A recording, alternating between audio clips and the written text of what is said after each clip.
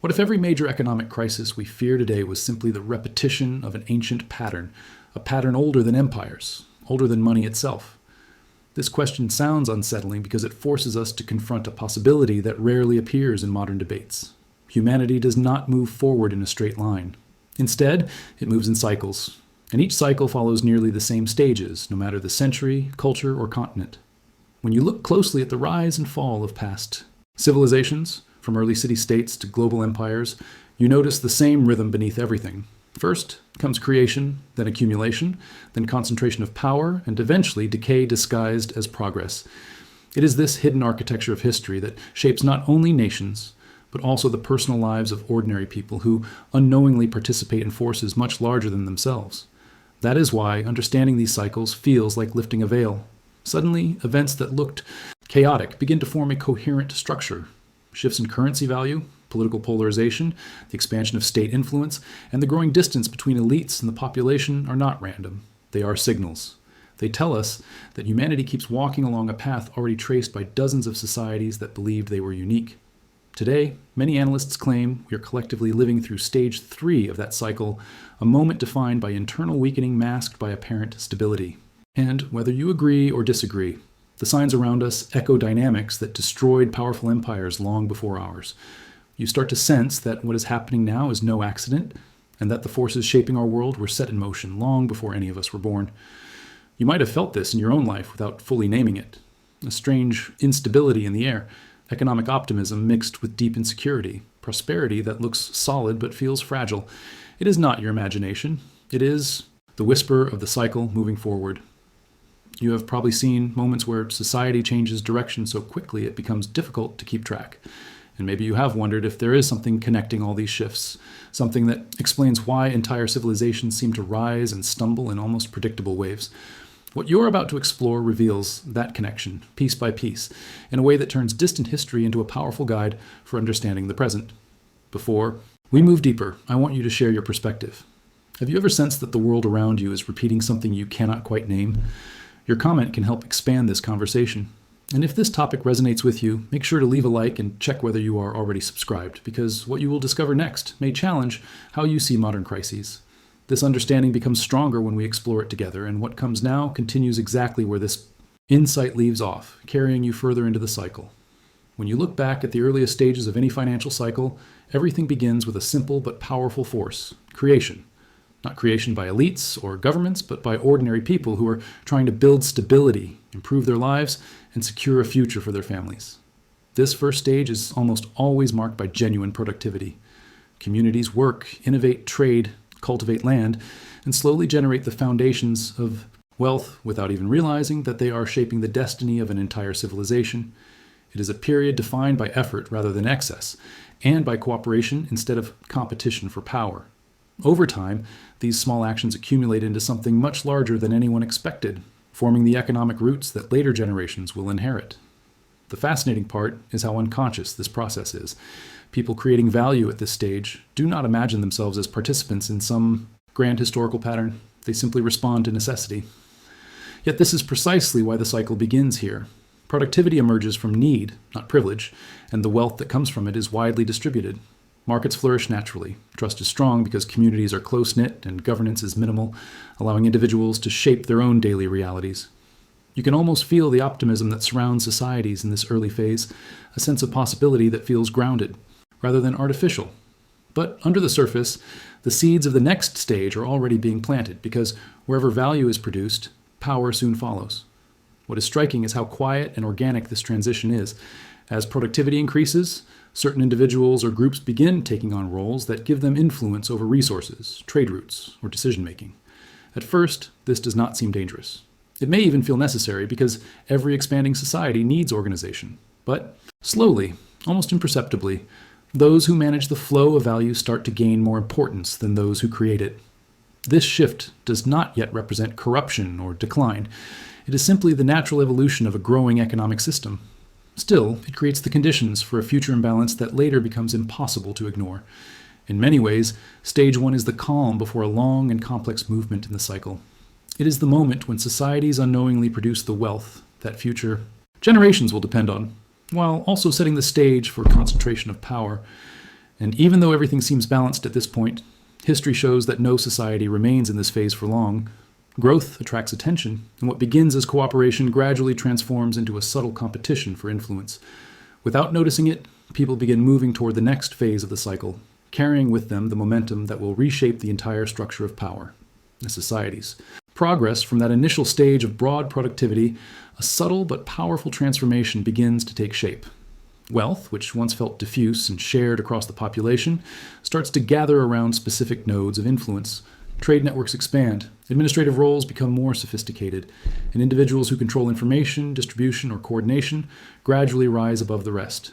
This is the birth of an elite class, a group that does not emerge through sudden force, but through the quiet consolidation of roles that seem essential. At first, no one questions this shift because the benefits appear mutual. Population continues to produce, while a smaller group manages the increasingly complex structure of society. The system still functions smoothly, but beneath the surface, the balance is already changing.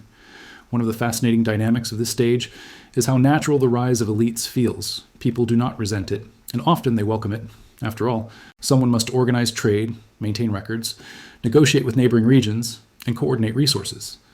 These responsibilities require skills that not everyone possesses, and those who excel in them become indispensable. Over time, however, indispensability evolves into influence, and influence quietly evolves into control.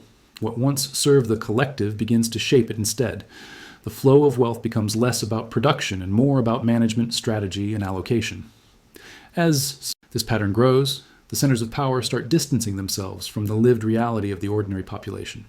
This is also the moment when societies begin to redefine what success means. The prestige of physical work or communal contribution slowly shifts toward admiration for those who accumulate knowledge, connections, or financial leverage. These early elites often justify their rising status as a natural reward for innovation or leadership. To some extent, they are right, but the cycle does not stop there.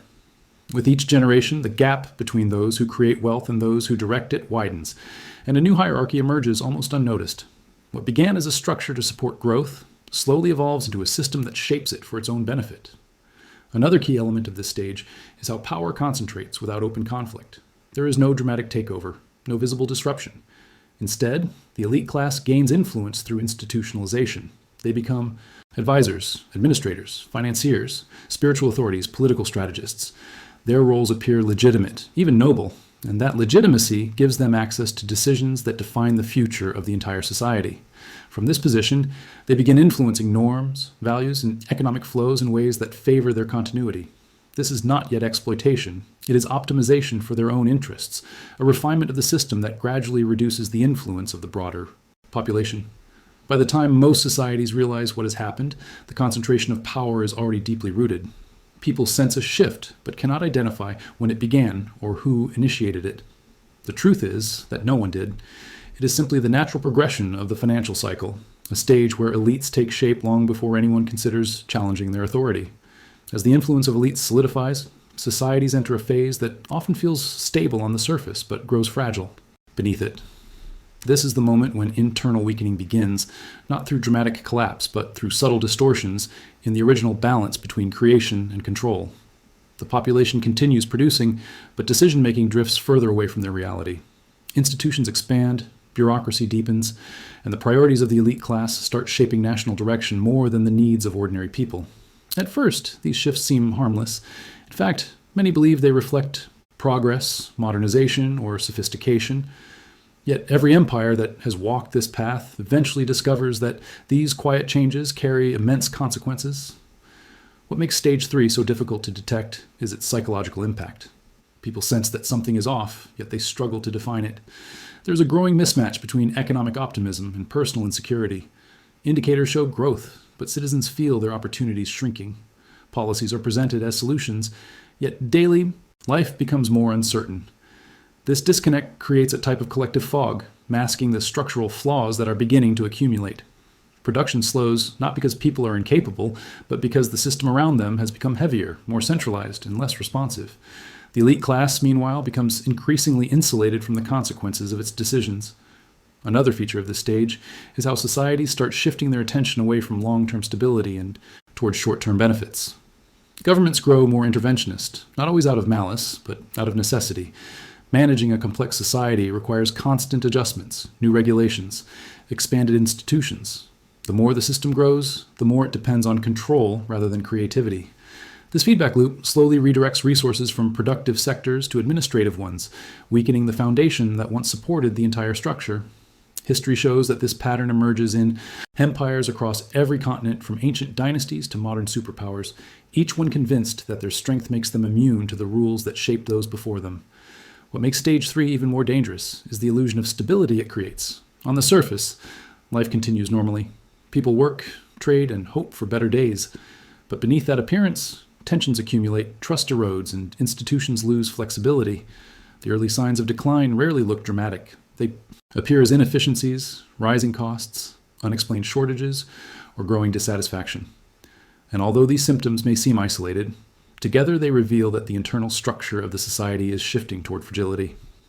Before we continue, share your thoughts. Have you ever noticed signs around you that suggest a system weakening from within, even when everything appears stable on the outside? Leave a comment describing what you have observed or felt. Your perspective adds depth to this conversation and helps map how people experience these shifts in the real world. As internal weakening spreads through a society, one of the first and most telling indicators appears not in politics or culture, but in the currency itself. Money, which once reflected real productivity, begins to drift away from its original purpose. It becomes less a tool for exchange and more an instrument for managing instability. Throughout history, every empire entering this stage has turned to financial manipulation as a temporary remedy for deeper structural issues. At first, these adjustments seem harmless. Slight increases in the money supply, new credit mechanisms, subtle changes in monetary policy. Each decision appears rational, even necessary. But together, they signal a shift from genuine economic strength to artificial maintenance of stability. What makes this stage so deceptive is how the population typically reacts. People are told the system is adapting, modernizing, becoming more flexible. New financial strategies are promoted as signs of progress. Yet beneath this optimistic framing, the currency begins losing its connection to real value. Prices fluctuate unpredictably, savings weaken, and the sense of financial security that once anchored the society starts slipping away. These changes do not announce themselves with sudden collapse. They arrive slowly, through tiny distortions that accumulate until ordinary citizens realize the money they rely on no longer behaves as it used to. Another key pattern in this stage is the growing dependence on debt. Historically, societies moving into decline often lean heavily on borrowing to sustain the appearance of growth. Governments expand spending to patch institutional weaknesses, support large bureaucratic structures, or manage social pressures. Meanwhile, elites and financial institutions see opportunities in this environment, using leverage to amplify their influence over the economy. Debt becomes both a lifeline and a trap, fueling short-term expansion while undermining long-term stability. Over time, this reliance creates an imbalance between real productivity and financial engineering, a gap that grows wider as the cycle advances. Currency deterioration also reshapes social behavior. People become more cautious, more anxious about the future, and more reactive to economic news. Instead of planning for long-term growth, families adjust to constant uncertainty. Businesses hedge against volatility rather than investing in innovation. Trust in institutions weakens as citizens notice that official explanations rarely match their lived experience. These subtle changes in mentality have appeared in every major empire facing this stage, from ancient economies that debased precious metals to modern nations confronting inflationary pressures or financial instability. As these patterns deepen, the true cost of monetary manipulation becomes clear. A society that once relied on productive energy now depends increasingly on strategies designed to mask internal fragility. The currency becomes a mirror of the system itself, reflecting not confidence, but the growing tension between appearance and reality. And although this stage rarely brings immediate disaster, it marks a definitive turning point in the financial cycle, where the foundations of the economy shift away from creation and toward control. As currency distortions deepen and debt expands, another force rises. Almost inevitably, the growth of the state. This expansion does not happen abruptly, nor does it begin with authoritarian intent. Instead, it emerges from a series of responses to problems that appear too large or too complex for society to solve on its own.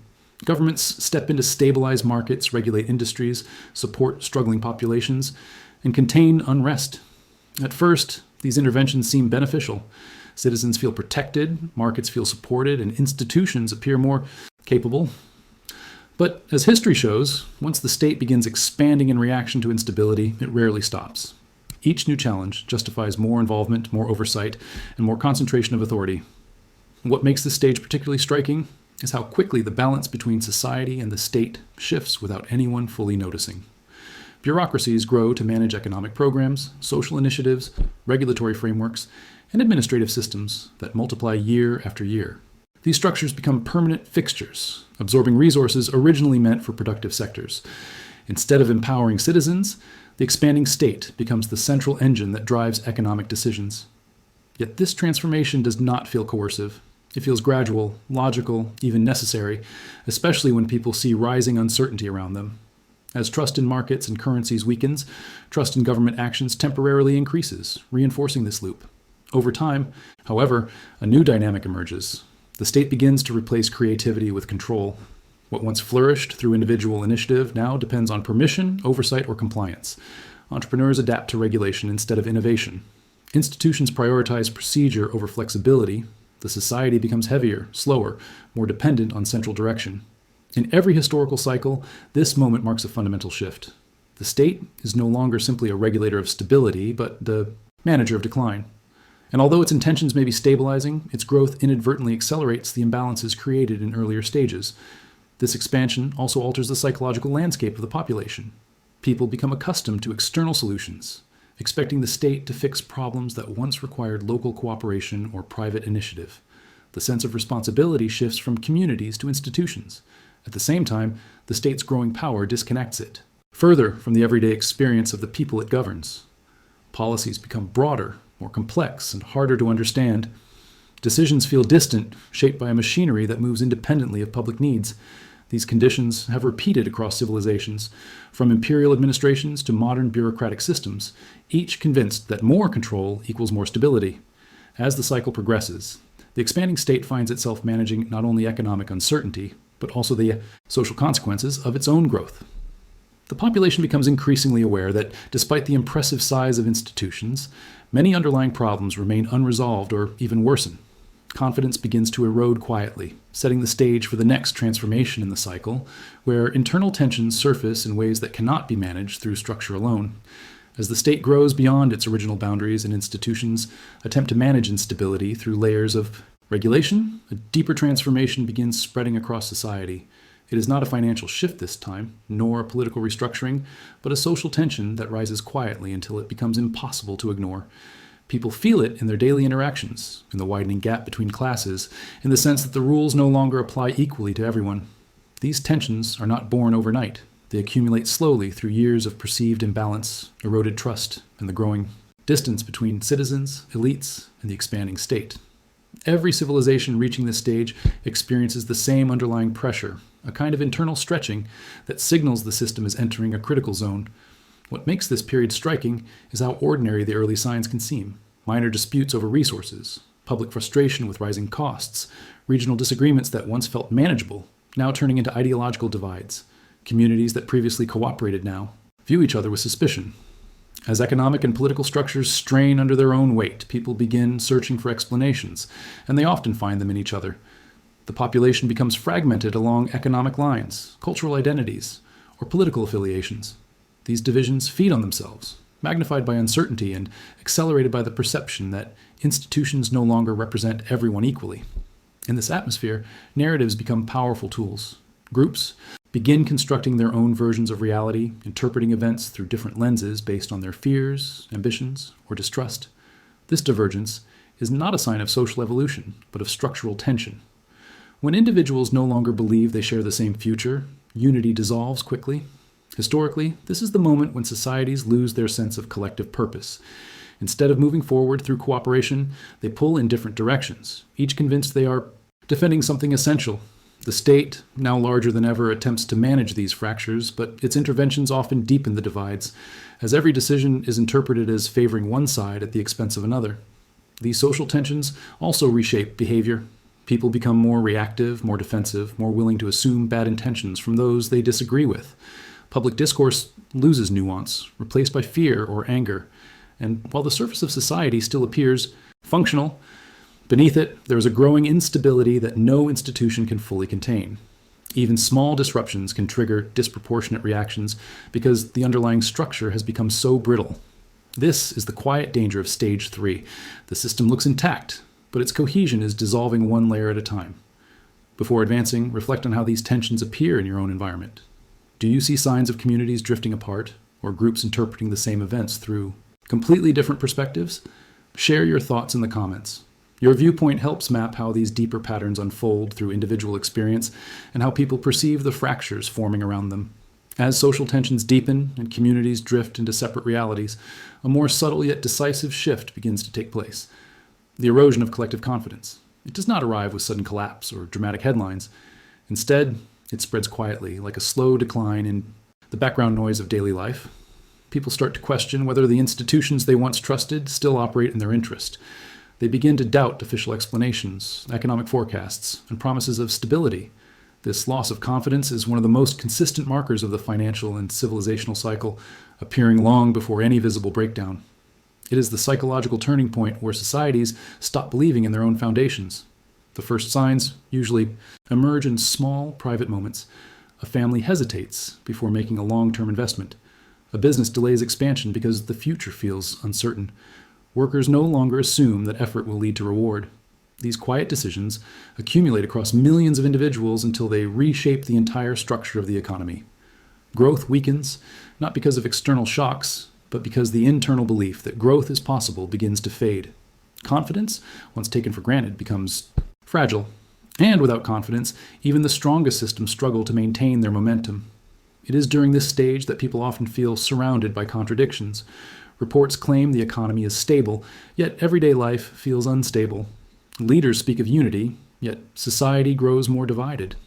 Policies are introduced to restore balance, yet their effects seem temporary or uneven. This mismatch between official narratives and lived experience intensifies the sense that something fundamental is slipping away. In previous civilizations, this was the moment when citizens realized that although the structure still stood, the spirit holding it together had begun to weaken. The feeling is not dramatic, it is unsettling, a quiet recognition that the system no longer responds the way it once did. Another striking pattern is how quickly distrust spreads once it begins. People who once felt optimistic start assuming unpredictability will become the norm. They guard their resources, limit their risks, and withdraw into smaller circles of trust. This cautious behavior amplifies the very instability they fear, creating a feedback loop that accelerates the loss of cohesion. Meanwhile, institutions often react by doubling down on control, regulation, and messaging, trying to restore confidence through authority rather than clarity. But history shows that confidence cannot be commanded. It must be earned, and once broken, it becomes exceedingly difficult to rebuild. Despite this, the surface of society often remains functional. Markets operate, governments govern, and life continues. Yet beneath this appearance lies a structural shift. People no longer believe the future will reflect the promises of the past. This psychological transformation marks the threshold into a more vulnerable phase of the cycle, where external pressure is no longer required to trigger decline. The internal architecture is already weakening, and the smallest disruption can tilt the system into faster deterioration. As confidence erodes and society grows increasingly fragmented, the cycle begins to accelerate in ways that feel both unpredictable and strangely familiar. This acceleration is not caused by a single event, but by the cumulative weight of every imbalance built across the previous stages. Financial distortions, elite concentration, state expansion, and social tensions all converge, pushing the system toward a faster rhythm of instability. You can sense it in the pace of public crises, in the volatility of markets, and in the rising frequency of political shocks. Moments that once felt rare begin occurring with alarming regularity, creating the impression that the ground beneath society is shifting faster than anyone can understand.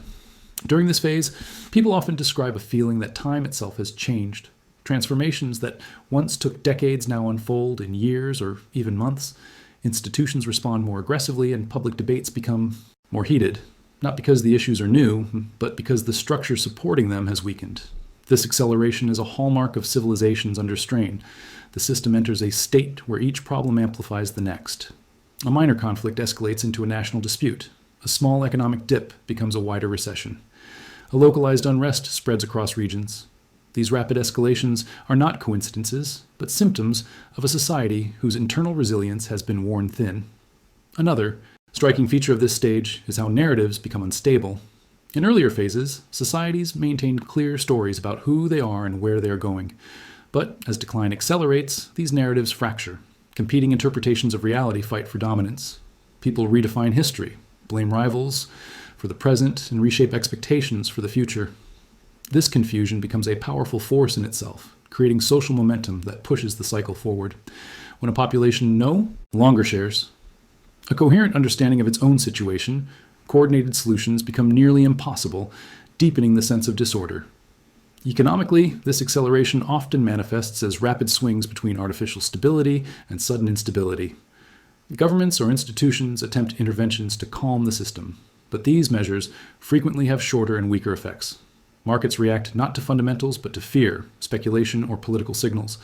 Families alter their spending habits. Companies prepare for contraction. Even those who still believe in recovery begin adjusting their behavior to anticipate volatility. The system becomes sensitive to every shock, reacting faster and more severely than in previous stages. Culturally, this phase intensifies feelings of urgency. People feel as if something important is approaching, even if they cannot define it. A sense of collective anticipation spreads, not linked to hope, but to an expectation of disruption. History shows that this psychological shift is one of the clearest signs that a civilization is entering the final stretch of a transformational stage. The internal dynamics of society begin feeding on themselves, accelerating the movement toward whatever comes next. Though the future remains uncertain, the cycle has reached a momentum that cannot be slowed by simple adjustments or reassurances. As the cycle accelerates and societies approach the threshold between stability and transformation, a final question begins to rise above all the noise. Is this pattern unbreakable, or can humanity alter its course before reaching the next stage? Every empire, every nation, every economic system has faced this crossroads. Some tried reforms, others relied on centralization, and many simply ignored the warning signs, hoping momentum alone would preserve their strength. But history suggests that once a society reaches this point, the most significant factor is not the severity of the crises, but the willingness of its people to recognize the pattern they are living in. Understanding the cycle does not guarantee escape, yet it offers something equally valuable: awareness. And awareness is often the only force capable of slowing the descent long enough to allow meaningful change. In this stage, the future becomes more ambiguous than ever. People sense the weight of the past pressing into the present, creating the impression that events are unfolding according to a script written long before they were born. Yet within this apparent inevitability lies a paradox. While the cycle seems predictable, the human response to it never is. The reactions of citizens, leaders, institutions, and communities influence how rapidly the next stage takes shape. Some societies intensify control and accelerate decay. Others adapt, decentralize, or restructure key systems, gaining time and resilience. This uncertainty is what makes this phase so complex. Decline feels imminent, but the shape it will take remains undefined, influenced by decisions made in an environment where clarity is scarce. What becomes most important here is perception. If people believe collapse is inevitable, their behavior often reinforces that outcome. If they believe adaptation is possible, the system gains room to breathe. The challenge is that this stage is dominated by conflicting signals. On one hand, the structural weaknesses are undeniable. On the other, the capacity for renewal still exists, though deeply obscured. This tension between decline and possibility is what makes the present moment so significant.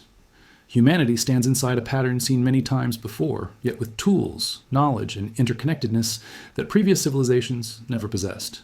Whether these advantages can alter the path is unknown, but they open a space that past empires did not have. As the cycle approaches its next turning point, the question is no longer simply about economics, politics, or social structure.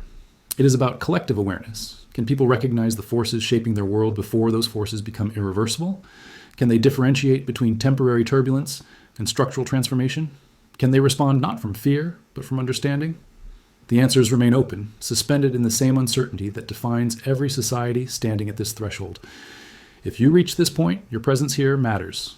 Leave a comment saying something like, "This message was for me, so I know you stayed with me until the end, and that this conversation resonates with you. And if this exploration added clarity or value to your understanding of what is happening around us, consider subscribing so you can follow the upcoming videos where we continue unfolding these patterns together. A like also helps this message reach more people who may be sensing the same shifts. And if you want to go even deeper, there's another video right here that expands on this discussion. Click it and continue with me so we can explore the next layer of this cycle side by side.